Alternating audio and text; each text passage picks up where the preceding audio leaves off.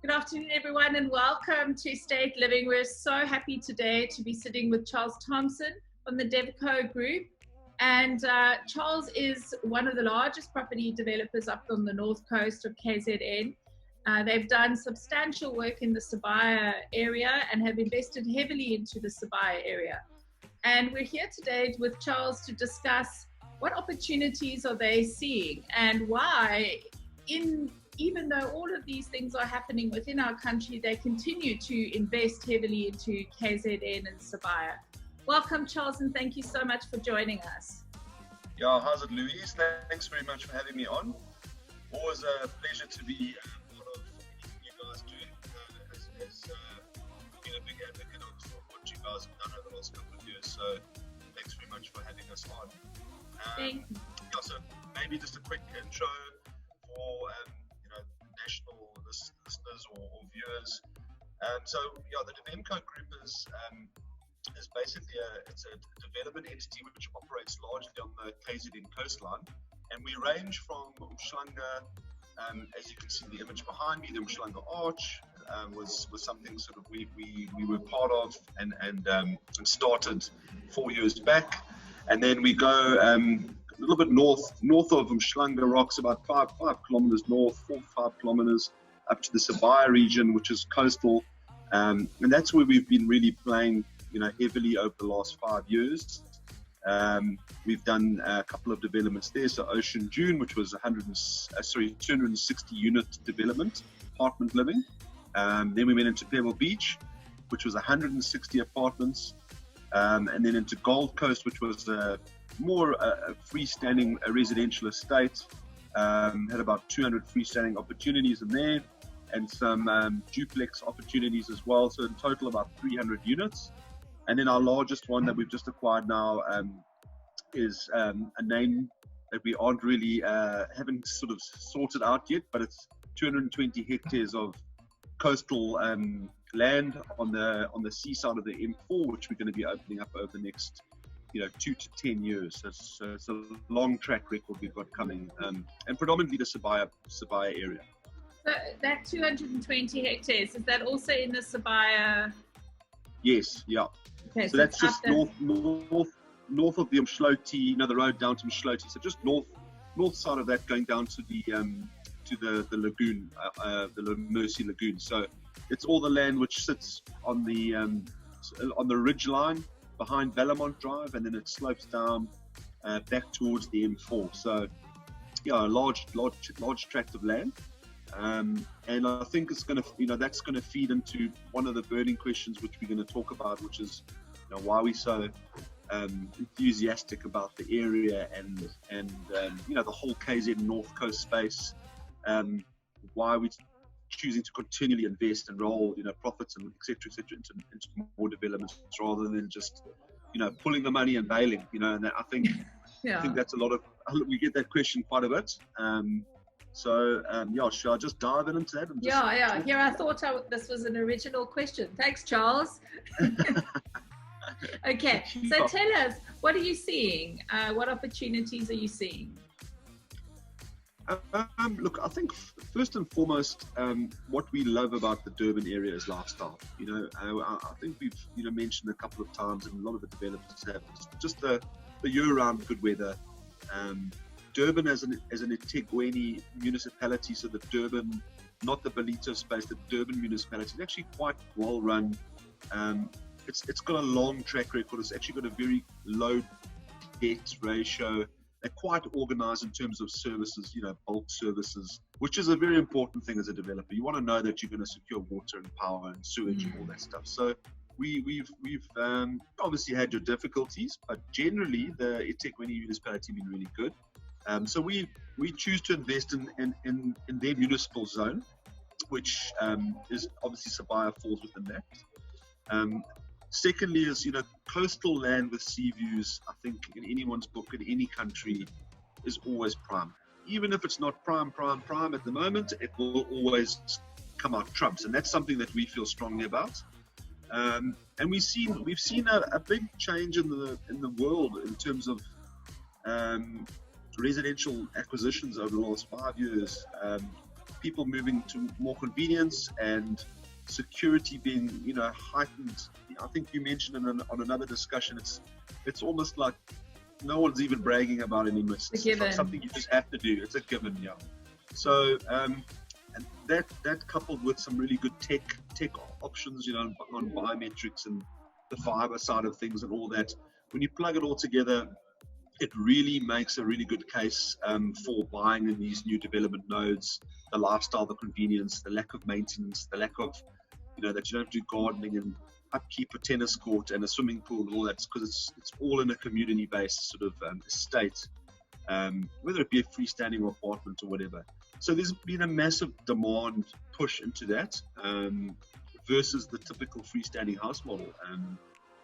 That's we've seen that. We've seen the old, very, let's call it affluent areas like KwaZulu and Westville and Kloof, even Mount Edgecombe areas, Durban North, Umhlanga, the freestanding home guys coming out, wanting to be by the seaside, but yet still close proximity to work environments and shopping centres and hospitals. So I think the reason we're really buoyant about investing back into the KZN space is that we believe the rates are still quite competitive versus, coastal property, say in the Cape Town, as an example. The Eastern Seaboard, as I've mentioned a couple of times, 100,000 a square is not a large number. It's sort of accepted. In our coastal areas, 40,000 a square is sort of still, let's call it the glass ceiling. Maybe you get into a couple of areas of 45, but it's still quite substantially affordable versus a Cape Town space. And that coupled with usable sea, when I say usable, it's warm, it's not freezing cold, really good weather year-round, access to the game parks, access to really, high-end hospitals, schooling facilities, shopping centres, restaurants, etc. And then the proximity of the international airport, all of those things give us a lot of confidence that we're really investing in the right space, and we'll continue to do so.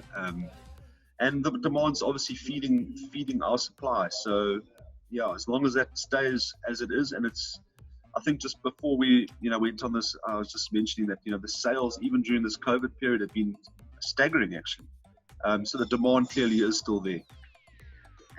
So, Charles, I've noticed an increase in the prices of the properties over the last 5 years, where Durban was a bit of the Western Cape was skyrocketing, Johannesburg wasn't doing as good as it could have, and Durban, there was definitely a creep starting where you could see what you could buy for $1 million, $1.5 million, $2 million, and the entry-level prices slowly accelerated.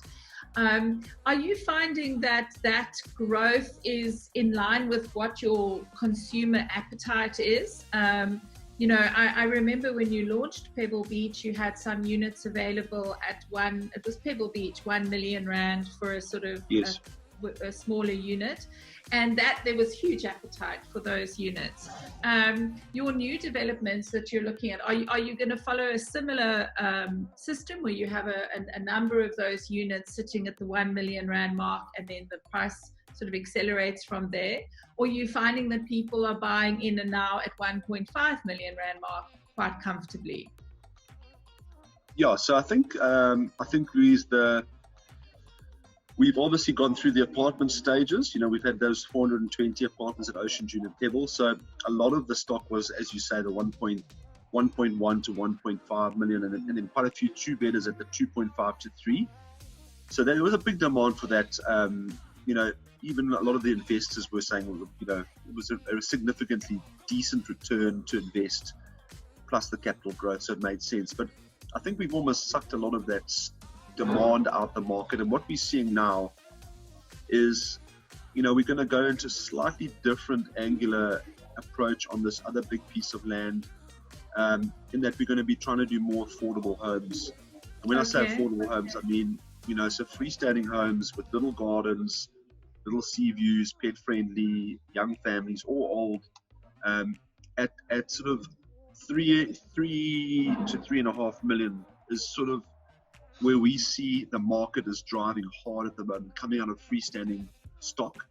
and wanting that convenient, secure lifestyle with community. So that's what we're seeing as big demand. And there's just, the reality is, in our area, there actually isn't any supply of it. So, like Johannesburg and Cape Town, you've got multiple large developers, all sort of trawling the market with similar products. In Durban, in Sibaya, we actually don't compete with anyone, which is actually astounding when you consider all those attributes I just talked about. So Durban's always been like this distant cousin. It's almost weird why there isn't this massive competition in the property sector. But Charles, wouldn't you say that's also got to do with timing? So if you look, definitely. say that the Sibaya region, in a way, is, you've learned, Tonga Chilet and the developers have learned from the mistakes of the Umhlanga region, and you now Sibaya is the next layer. So are you finding that your market is looking for a lower density? Is that why, so fewer homes, lower density gardens? But would Gold Coast not be in competition? Wouldn't you be competing against a similar type of product in Gold Coast, or is Gold Coast a little bit more, the price ranges are slightly higher? Yeah, so I think Gold Coast is a very high-end premium product. I think even Tongatila referred to it as the jewel in the crown.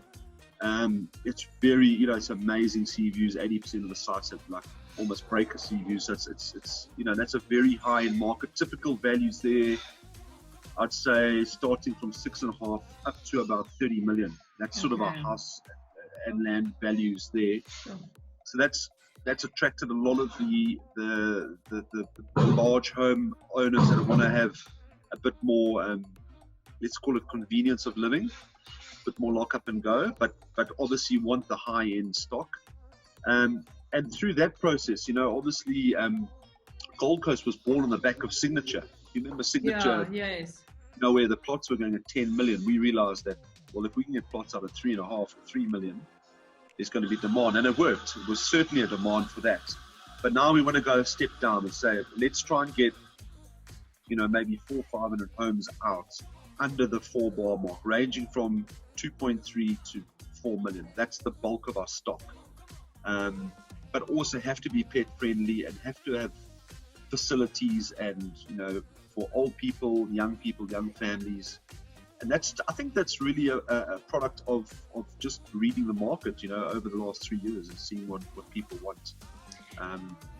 Have you been looking at retirement? Are you looking at, 220 hectares is a pretty large piece of land. So what is the mix? What is the mix that you're considering? So it's freestanding homes at this affordable range.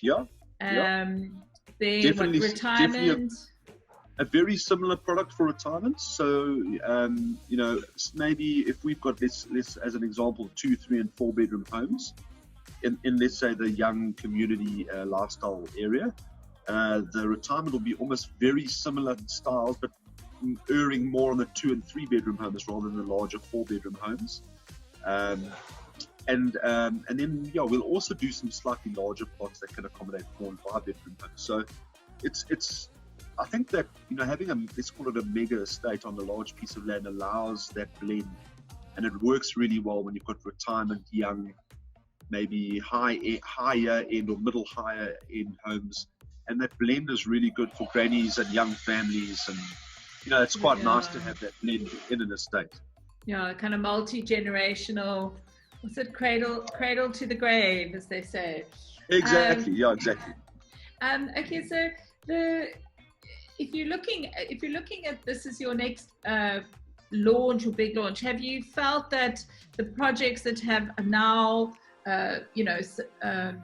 Oceans, Pebble, Gold Coast, are those now sort of sold out? And as a developer, are you now exiting those projects? Yeah, so we've pretty much sold out. We never exit projects. It's just we like to stay involved in that. We've set up all the body corporates. We've set up the management facilities. We obviously have our own units there, which we keep throughout. So we like to be hands-on. We don't like to just completely exit. Our head office, as you know, is established right at the entrance of the Sibaya precinct. So we certainly are available and here to stay. So although exiting commercially, we still certainly stay involved and manage the processes. But yeah, I mean, we've got to keep the pipeline going, and we've got to keep pushing forward and reinventing. That's I think what better place to do it than Sibaya in our minds, in terms of location and all the things we talked about. So these questions always come up. Is the market not saturated? Is there still demand for units? Do you feel that there's still demand for units within these price ranges? I mean, you wouldn't be building them if there wasn't a demand. No, sure. It would not make commercial sense. But are you finding that the Durban market, I mean, if I think about who the Durban market is, so you've obviously got a semigration coming in from Johannesburg. Are you finding that you're picking up quite a few Joburg buyers? You've also got your sort of semigration from Hillcrest, where people are wanting to downsize, coming in from Pietermaritzburg. Any coming up from the Western Cape? Are you finding that you're enticing investors from the Western Cape as well? First of all, we've definitely seen an increase in the rise of Joburg purchases. It's not staggering numbers at them, even still in today's time. It's probably, I would say, probably 5%, so it's still quite low. Certainly a lot of semigration, within our province. A lot of that, I mean, that's 90% of our buyers are either those guys moving or they're those guys investing to move at a later stage. And then, we have started seeing some international buyers, which 2 to 3 years ago, we actually had none. And now we're starting to see probably 3 to 5% of our stocks actually going through international buyers as well. So quite a few Americans, a lot of Middle Eastern buyers from Dubai, etc. But most of them have roots or have had some form of living experience in Durban or coastal areas here. And then a lot of the guys returning, obviously, dollar-based buying is hell of a good at the moment. So, guys seeing bus fare. So guys seeing fantastic opportunities for really good lifestyle product for a couple of $100,000 now. So it's So if we look at the business itself, obviously you've got a lot invested. Those are very large projects that you've got underway. So as a company, what is the structure of the company? Could you maybe give me a little bit of understanding of how the business itself is structured? Is each one of these developments under the same umbrella, or do you have different financial backing with different developments? So all of these are usually, they're all with our same shareholders. We might have a different company name per project or on the equity side. But then what we do is we feed the project into DEVMCO, which is the company that we've started, which is a delivery entity.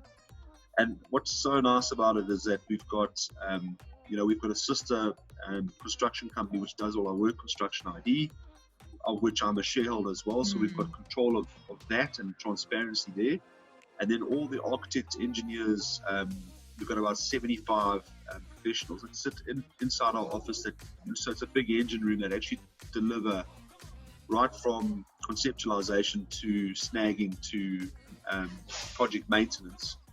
And then on top of that, we've got a sales team, our own internal sales team. So it really is like a one-stop shop, if you want, and it's really worked well for us. I don't think it's being done anywhere in the country at the moment like this, and we've been rolling for about 3 years, and it's been, I wouldn't say completely seamless, but it's been pretty good. It's been pretty good, able to make quick decisions and able to turn around problems quickly, and we have problems every day. So the speed of being able to deal with those is important. And have you found that there is a cost-saving mechanism for end users by keeping your team in-house? Definitely. No, 100%. I mean, I'll give you an example of that. At Gold Coast, our professional fee base on a typical house is like 7%. If you had to go and do that fragmented, you'd be probably more in the region of 13 to 14%. So we're probably half. And that saving is passed directly onto the client. We're more efficient. We still make our little margin as on the professional team. We don't need to get greedy because our main money sits inside the development entity on the equity side. And what's really nice about it is in 5 years' time, a client can come to us and we've got everything. We've got every single, service drawing, mechanical, structural, architectural. So it's really, really quite clean and easy. And obviously, as I say, linked to the construction company, any snags or defects for 5 years are sorted out. And as we keep going and doing projects with them, it's in their interest to make sure that they clean up behind themselves and not leaving these, defects behind. So it does work well. Yeah, I must say, I'm really chuffed with how it's worked out. I find, as homeowners and residents and buyers are becoming more and more educated, what they were looking for from a project initially might be security, and then, as you know, they've moved into these lifestyle requirements, so having open walking spaces, etc. But I think that buyers are also becoming shrewder, and they understand that the long-term value looks at cost savings. So as a developer, are you finding that by including, water solutions, electricity solutions, owning your fiber network, and all of these other types of mechanisms that you now can actually do because you've got the numbers to be able to do that? Yeah, 100%. Are you finding that's a strategy within your organization to offer those types of savings? I think, Louise, to be honest, I think it's something that we sort of defaulted into. I would love to take credit for it, but I actually think you said fiber is like another utility. It's almost the same as water and lights now, So we started up our own little fiber business effectively to get fiber into supply because there was nothing but sugarcane. And obviously, a lot of the cost of the equipment is in the startup, So once you've done that, you're able to churn it out very cheaply, and obviously those savings are then passed on. And another simplistic example, like heat pumps, rather than just the old school geyser, because we buy, we're doing typically 500 to 1,000 of them a year. Your buying gain is just so much better, and that just passes on to your clients as well. So, yeah, I think definitely. The value at large scale, and obviously economies of scale, it passes down to our clients. And as you say, they're savvy. Guys are checking the rates per square meters, and no longer are the days that you have to check the newspaper to see what the price is. You just go online, you can check 20 different options, and 100%. You can't pull them all over the modern day buyer, that's for sure. Absolutely. So the Ballito area has been in the past there's been concern about water and and access to water, and it's been there's been many weeks where Ballito has had their water switched off. Obviously, with all of these new assets coming online and the increase in demand on municipal structure, what are your solutions around this? I know you're working with eThekwini municipality, and you have mentioned that they are, quite on it. And one could ask maybe the influence of Tongaat has maybe influenced eThekwini municipality to a certain extent. But moving as you go up north, the landscape changes slightly. So Yes. Are you investing in sort of solutions or? Sure. Yeah. So first of all, I think the Sabai area is very close to the international airport, and the rollout strategy for the international airport was that it was going to be significantly larger than it is now. So fortunately for Sabai, we've got massive electrical capacity, water capacity, and stormwater and sewage, just because it's almost been designed for that airport airtropolis node to explode, and it hasn't actually exploded as had originally planned. It seems to be really moving at the moment, but there is still a large surplus of bulk infrastructure there, to the point where actually our whole 220 hectares has already got enough services already. So that's then that's chalk and cheese compared to Kotakuza municipality up in Ballito. But going back to the question, yes, we do massive water harvesting, regeneration of and filtration of sewage water. Solar is going to be, I really believe it's going to be as similar to fiber. It's going to be almost like a given. So we're looking at in our plot prices just building a 50,000 rand plot just for solar that goes on the roofs. Even if it's just 10 panels, just to give you a rudimentary lights and some plugs, and then your geysers, wrapping them and stuff like that. So just the basics. All our hobs and stuff are all gas and putting in gas fires and braais and stuff like that. So I think we're just going to be a bit more eco-conscious when we design. And the reality is our national infrastructure is under pressure. Yeah. So yes, everyone's talking about electricity, but water, depends on what season it is, but water will be an issue. Yeah. So boreholes and rainwater catchment systems certainly something that we are. Even now it's a no-brainer. We have to do it because we are thinking about 5 years to 10 years time. If you speak to some folks, they would say that KZN has been in a green drought for quite some time, and as a Western Caper, having experienced some of that drought, it's pretty horrific, to be honest, and very concerning. As you know, all our architects are from Cape Town, so they are like, when they come down here, the first thing they do is have a shower. Yeah, exactly.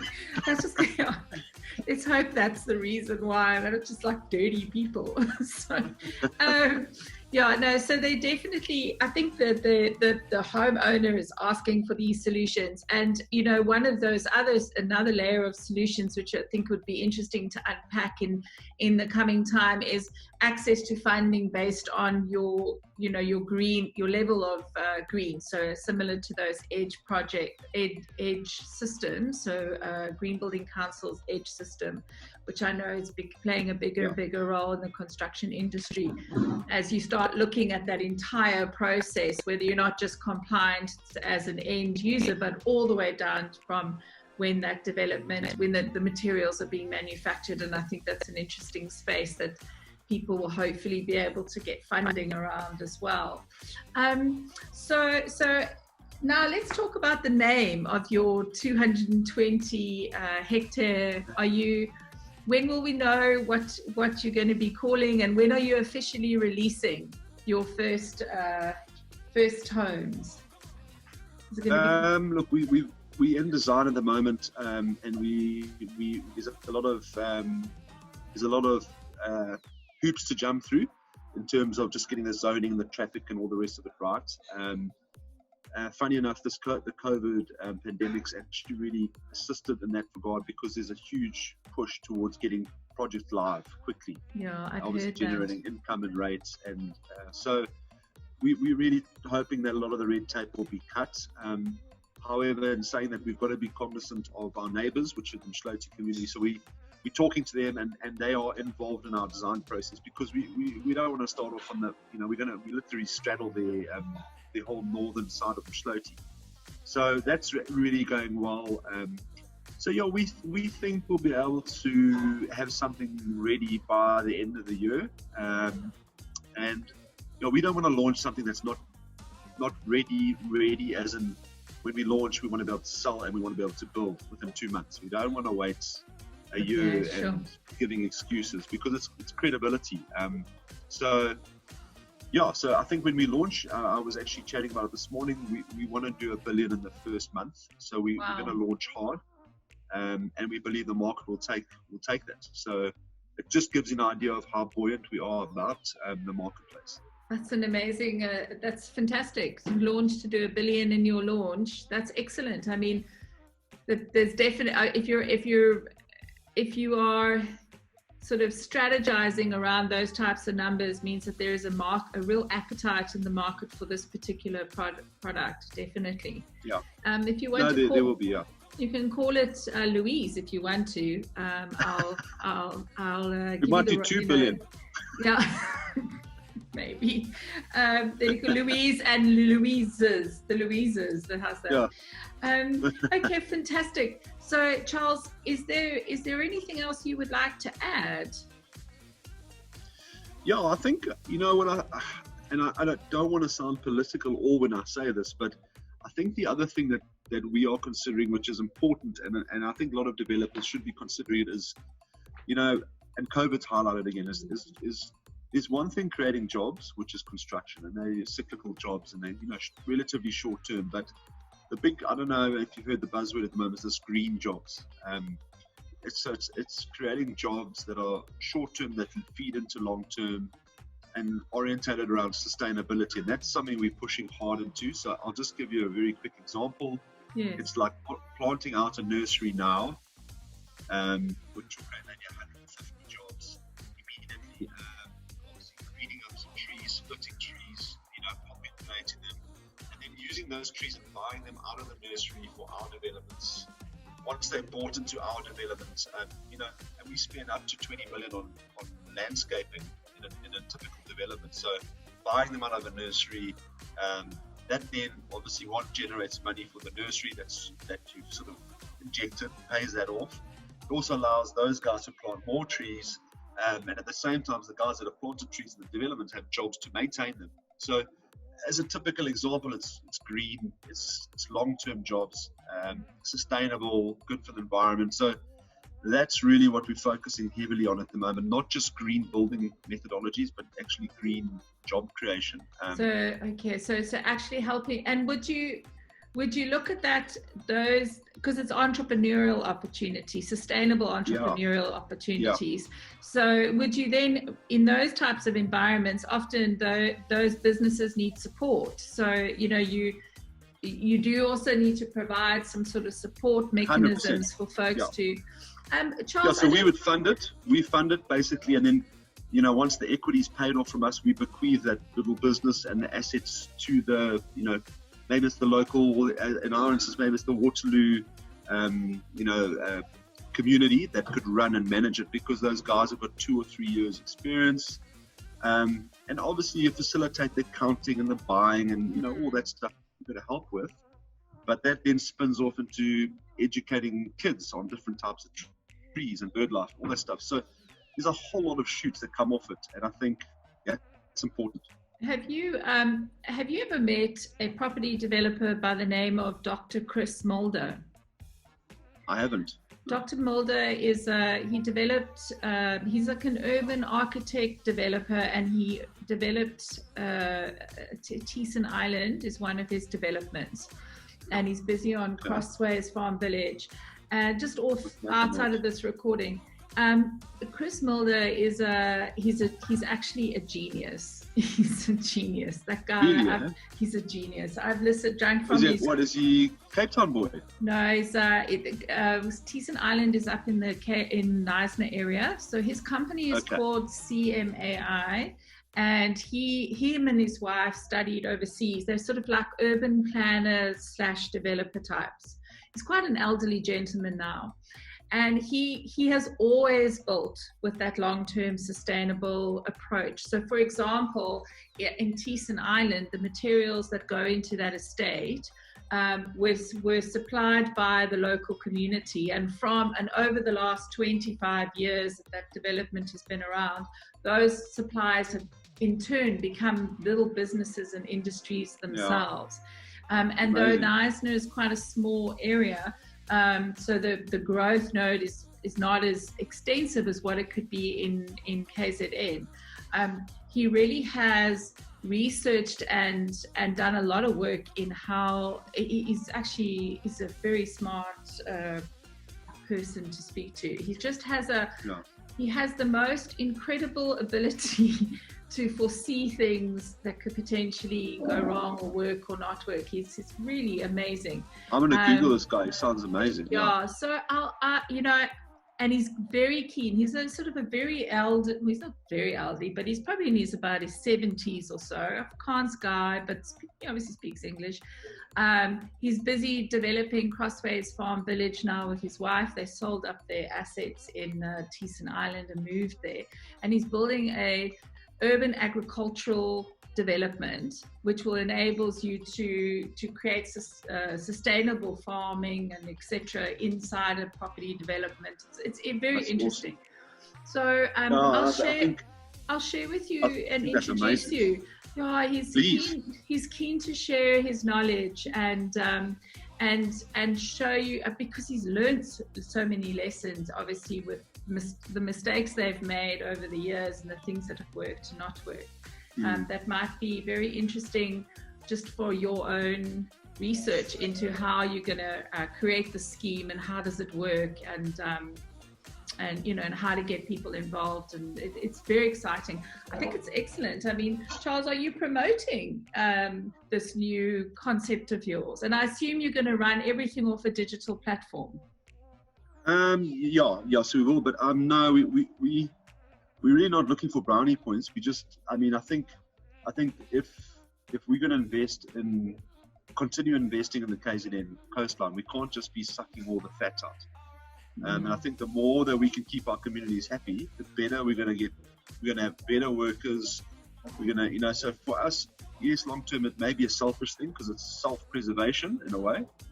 But if we just suck all the fat out, then, I don't want to go and immigrate to Australia in 30 years' time. I want to live here for the rest of my life. So we're the ones that are going to make a difference. We really have the power to assist. I'm not saying we can do everything, but we can certainly assist. So, yeah, I don't want to go all Vivian ready and just shout it from the rooftops. We just want to do our thing and just No, it's not about shouting it from the rooftops. It's about I always find that developers sometimes hold on so tight to their IP, but if you can create a sustainable model, like a model in the KZN area that you can work, because it needs to work off a digital platform, and then other folks can duplicate that model out in other parts of the country. That's what's exciting about it. We actually are writing a paper at the moment for the city, which we're going to put in behind all our precinct plans and stuff when we open up the nodes. So the intention with that paper was it's a paper that could go into the back of it. Obviously has to be tweaked slightly, but if it's something that could go into any development plan, so it will be available for everyone to use, but it depends if you're close to river catchment areas or etc. So but we're going to do probably 5 or 6 generic examples but detailed, and I think it's really exciting. It's cool. So we would like to get everyone to use it, and obviously hopefully improve on it, but it's a start.